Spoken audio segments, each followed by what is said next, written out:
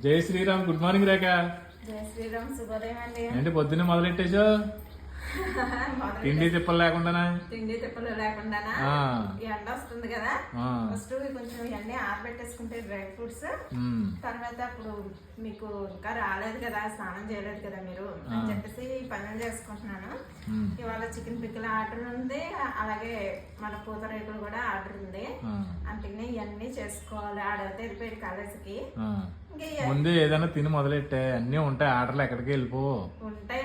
ఉండమని కాదు, మీరు ఇంకా స్నానం చేసి రావాలి కదా, ఈ లోపల ఈ సర్దుకుంటా ఉండాలి, టైం వేస్ట్ చేసుకోవట్లేదు, అందుకోసం అనేసి.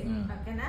హాయ్ ఫ్రెండ్స్, అందరికి శుభోదయం. అందరు ఎలా ఉన్నారు? బాగున్నారా? మేమైతే చాలా బాగున్నామండి. ఆ భగవంతుడి దగ్గర అందరూ బాగుండాలని మనస్ఫూర్తిగా కోరుకుంటున్నాను.